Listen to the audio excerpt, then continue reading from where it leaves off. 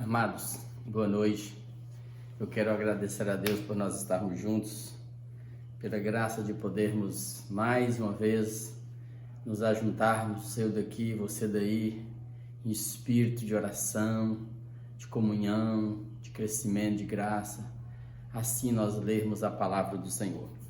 E hoje nós vamos continuar o profeta Isaías, capítulo 25, lemos até o 24.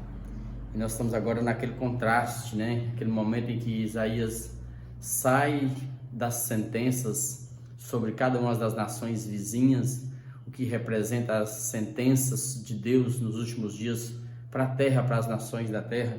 Ele começa a partir do verso 24 em diante a falar de um modo geral, não especificamente para cada nação, mas para toda a terra.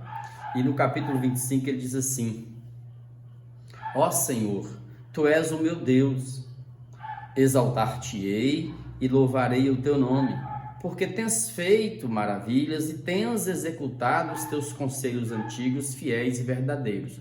Ou seja, amados, Deus é fiel, e em função da fidelidade de Deus, da grandeza e da majestade de Deus, eu, Isaías, você, deveremos adorá-lo e louvá-lo eternamente, porque a palavra do Senhor, e quando eu digo palavra do Senhor, eu não estou me referindo apenas à escritura, ao texto em si, mas à palavra encarnada em Jesus, vivida e praticada em Jesus. Essa palavra, ela não cessará, ela há de se cumprir cabalmente, porque Deus não é homem para que minta. Então nós vamos louvar o Senhor, porque nós estamos firmados na palavra que é Jesus, vivendo em amor uns com os outros. E aí é graça para cada um de nós. Porque da cidade fizeste um montão de pedras, e da cidade forte uma ruína. A fortaleza dos estranhos já não é a cidade, e jamais será reedificada. Pelo que povos fortes te glorificarão, e a cidade das nações opressoras te temerá. Porque foste a fortaleza do pobre e a fortaleza do necessitado na sua angústia, refúgio contra a tempestade e sombra contra o calor, porque dos tiranos o bufo é como a tempestade contra o muro, como o calor em lugar seco. Tu abaterás o ímpeto dos estranhos, como se abranda o calor pela sombra da espessa nuvem, assim o hino triunfal dos tiranos será aniquilado. Então você percebe que o profeta ele faz uma distinção clara entre a cidade dos humanos, dos homens, e a cidade de Deus, que ele vai traçar o plano de Deus para cada um desses que o ama e que persevera com ele. Porque a cidade dos homens, que essa, no caso deles, no tempo deles, eram as cidades fortificadas, muros altos, largos, fortalezas, impedindo que os inimigos entrassem ali. Eles viviam regaladamente dentro das cidades. Aqui nos nossos dias são essas cidades, selvas de pedra, cheias de tecnologia, onde a segurança, a inteligência humana, artificial, onde o eu, a glória do homem está instalada e todas as luzes vêm para os homens, o homem é exaltado, é glorificado, o homem ali dentro se entrega às suas prostituições, às suas maquinações e esquecem dos que estão às margens. A cidade dos homens é assim, e o texto diz que ela vai cair, vai virar um montão de pedras de ruína. Isso que os homens constroem na terra e acham que são a segurança deles, não vão resistir aos dias maus, a esse apocalipse que os próprios humanos estão plantando, Essa cidade desses estranhos, estranhos a quem? Estranhos a Deus, a Jesus, ao amor, à verdade, estranho a tudo aquilo que se chama evangelho. Ela já não será cidade, ela jamais será reedificada, mas povos fortes de longe, esses que se diz os poderosos da terra, ainda vão ter que glorificar Deus, se render diante de Deus, porque Deus vai fortalecer e vai restaurar o pobre, Deus vai cuidar do necessitado da sua angústia. Deus é que está olhando dos céus para aqueles que estão em intenso calor, em frio, sentindo muito frio, morrendo, aqueles que são os descamisados, aqueles que são os marginalizados, os rejeitados, esses ainda diante de Deus virão e serão acolhidos de Deus na cidade de Deus, que é a pátria celestial. E isso é o contraste que tem, porque Deus vai abrandar, como Ele abranda o calor com uma espessa nuvem que cobre, se refrigera. Ai, que nuvem gostosa! Assim será Deus sobre a vida do povo dele. Mas aquela glória das cidades dos homens, da devassidão dos homens, da diluição do ser dos homens, se embriagando nos seus próprios prazeres e caprichos, serão todos aniquilados. É assim que o profeta diz, e é assim que eu, Mazinda, aqui, ainda sem ser um profeta para dizer assim diz o Senhor, eu estou enxergando aqui que isso que os humanos estão construindo na terra, dividindo as nações, separando com ideologias, gerando ódios e mortes, vai dar merda, vai dar BO no final. Escreva isso aí, anote isso aí, porque o profeta já diz isso há mais de 700 anos antes de Jesus. Verso 6, o Senhor dos exércitos dará neste monte, o monte dele, aquele monte onde Jesus, quando voltar a pisar aos pés, e defenderá o povo dele. Nesse monte é que ele se refere ao monte de Israel. A todos os povos ele vai dar um banquete de coisas gordurosas, uma festa com vinhos velhos, pratos gordurosos com tutanos e vinhos velhos bem clarificados. Aqui você está percebendo que ele está usando as palavras mais fortes do tempo dele para expressar essa glória de Deus quando ele restaurar e dar aos homens isso. Aí ele está apontando não só para as bodas do Cordeiro, Apocalipse 19, aquelas bodas do Cordeiro de Lucas registrada, onde Jesus vai mandar buscar todos os que estão às margens e obrigá-los a entrar na glória eterna. Mas você percebe que ele vai usar a ideia vinhos velhos. Eram os vinhos que ficavam fermentando por mais tempo, e quanto mais velho, melhor. E os vinhos clarificados eram aqueles vinhos velhos que ainda eram purificados, eram coados e ganhavam uma qualidade ainda maior. Então esse tutano que vem, nos animais cevados, a gordura, é como se fosse uma festa, um grande banquete. É assim que Deus fará comigo e com você. A sua dor terá fim, suas lágrimas serão colhidas, suas angústias serão destruídas, a alegria vai brotar dentro de você, porque na cidade de Deus, que Deus tem para nós, não existe essas divisões, não existe fascismo, não existe racismo, não existe xenofobia, é Deus e um povo, porque Deus não tem classes especiais na terra, raças especiais na terra, Deus ama a todos. E esses que são chamados os desprezados, eles serão todos acolhidos.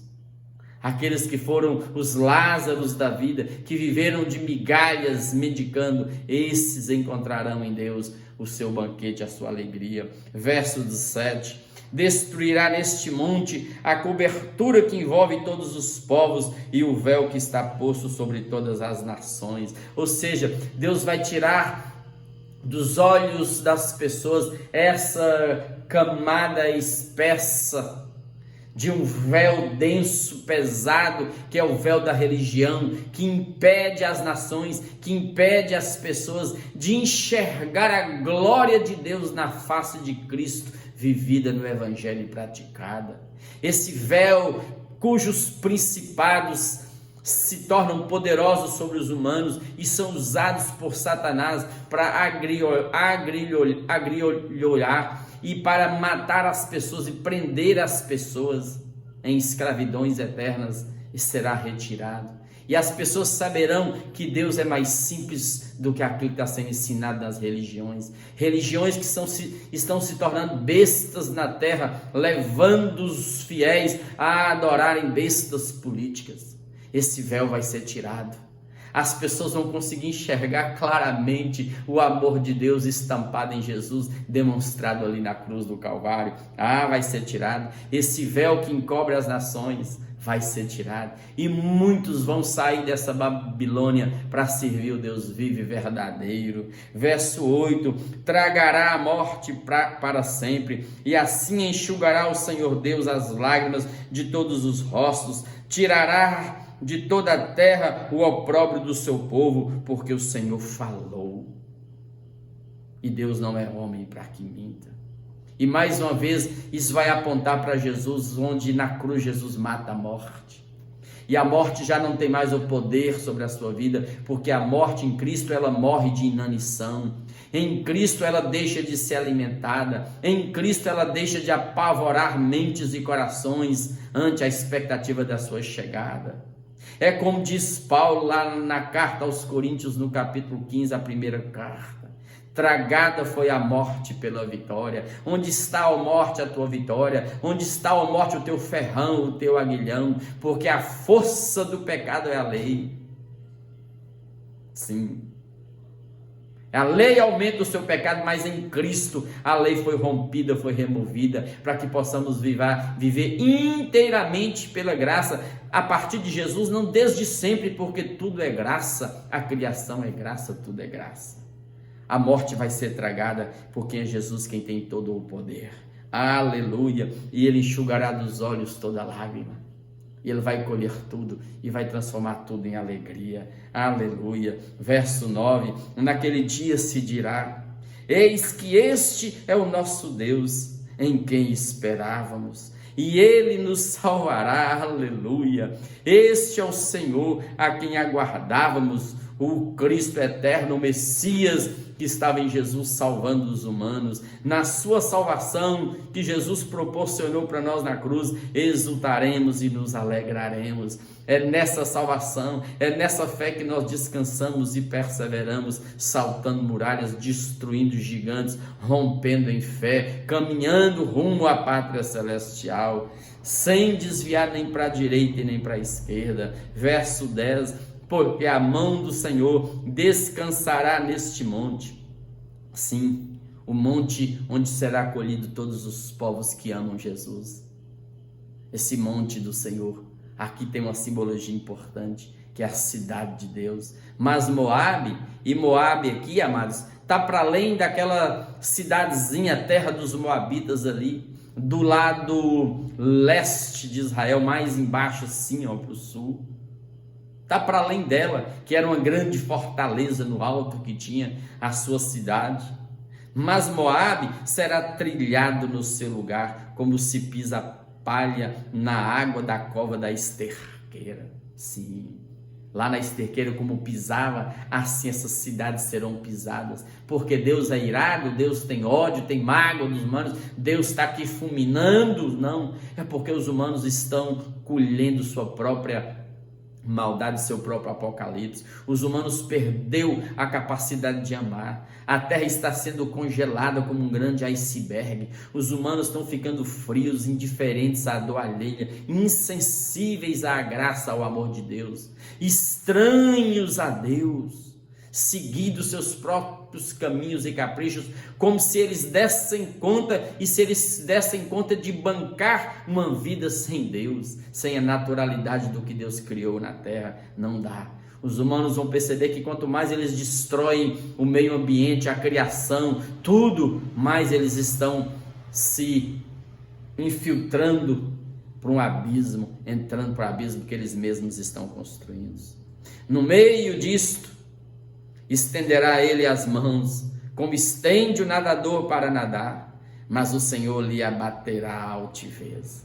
Esses que saem achando que vão vencendo para vencer, que saem altivos achando que vão dar conta, Deus vai abatê-los, vai destruí-los todos. Não obstante a perícia das mãos dos homens, a sabedoria e a inteligência deles, o conhecimento que se chega a eles, não só pela via do intelecto humano, mas pela via da transferência de informação que seres espirituais estão dando aos humanos nesse tempo presente, desde tempos atrás, em laboratórios secretos da terra, como foi lá em Gênesis 6. E Deus também, verso 12, abaixará as altas fortalezas dos seus muros. Vai cair todos. Essa segurança que eles estão construindo na terra, para se protegerem disso e daquilo, não vão aguentar. A hora que a terra começar a cuspir, a hora que houver estrepitosos estrondos, a hora que as tsunamis, os terremotos vierem em função da degradação do meio ambiente, de toda a criação, de toda a natureza, os humanos vão perceber que não vão dar conta. Suas paredes, seus muros, suas tecnologias não dão conta de parar esse fluxo. E diz o finalzinho do verso 12: abatê-las-á e derribá-las-á por terra até o pó. Não ficará nada. Não ficará nada. Eu quero te convidar nesse instante a descansar no amor de Jesus e entrar nessa cidade de Deus pela porta de Jesus. Banhar-se nessa porta e ter essa liberdade de ir e vir e encontrar no Senhor essa abundância de vida. Eu quero te convidar a pensar nessa cidade de Deus, não só a cidade de Deus, o céu, que habita o seu coração quando você crê, mas que te projeta para essa terra que desce do céu ataviada como noiva para o encontro com o Senhor nos ares. Eu quero te convidar a não desistir dessa terra, do amor, da graça, da misericórdia, da justiça, da verdade, desse padrão que Jesus trouxe para a terra e viveu e nos ensinou a viver. Para que você fuja daquilo que os humanos estão construindo para si mesmos, como se eles dessem conta de viver sem Deus e banir Deus da face da terra, instaurando na terra o 666, ou seja, a vida do homem acima de tudo, sentado no trono, retirando Deus do coração. Não dá. Por mais que o homem se cerque de bombas, de armas, de inteligência, se prepare para os dias difíceis que virão, ele não dá conta de mancar sem Deus. A cidade dos homens está atolada no pecado, diluída. As mentes humanas estão reprovadas, são mentes réprobas quanto à fé, se entregando ao pecado. Seus seres estão diluídos, dissolveram, estão entregando a si mesmos. Pecados horríveis que só de falar angustia a alma da gente. Eu te convido a vir para a cidade de Deus. Em Jesus nós temos salvação eterna. Ore, coloque sua casa, coloque sua vida. Lembra, se o Senhor não edificar a casa, em vão trabalhos que nela edificam. E se o Senhor não guardar a cidade, em vão vigia a sentinela. Então descansa no amor do Senhor. Entregue-se a Ele pela fé. Se arrependa dos seus pecados e busque o Senhor de todo o teu coração nesse instante. Oremos juntos em nome de Jesus. Oremos juntos em nome de Jesus. No poder do Espírito. Não tenha medo, não duvide. Deus tem todo o poder de restaurar toda a sua vida e de fazer tudo novo na sua casa, na sua vida. Não é a reforma que Deus quer fazer, porque Deus não faz reforma em nada. Deus faz tudo novo, novo. Oremos juntos. Pai, obrigado por esse encontro. Obrigado por esse texto, por essa palavra profética que lemos. Obrigado, Pai, com quanto nós olhemos para o futuro na terra como humanos, analisando aquilo que a ciência diz, oh Deus, e sabemos humanamente falando que assim, continuando como o humano vive, nós encontraremos um verdadeiro apocalipse contra nós mesmos. Deus, com quanto tudo isso nós queremos nos alegrar aqui no interior, olhar para o alto e nos encher e nos exultar de alegria na expectativa de que o Senhor tem uma cidade para aqueles que te amam, para aqueles que sabem que o Senhor é Deus que é fiel, cuja palavra jamais passará, cujo evangelho jamais será destruído, cujo Filho Jesus jamais será vencido, cujo amor jamais será, Pai, apagado definitivamente, porque muitos ainda perseverarão no amor. Oh Deus, obrigado sim, Pai, porque na cidade do Senhor há igualdade, a generosidade, a bondade, a misericórdia, a justiça, a graça. Lá tem um Deus e um povo, não tem divisões, não tem placas, não tem religiões, esses principados que cegam as pessoas, levando-as a adorar as bestas políticas da terra. Tem misericórdia e ajuda-nos a sonhar todos os dias com essa cidade que está aqui instalada em nosso coração quando um dia cremos, porque o céu para onde vamos já nos habita. Nós somos a morada que o Senhor foi preparar para nós. Obrigado, Pai, porque nós caminhamos rumo ao eterno.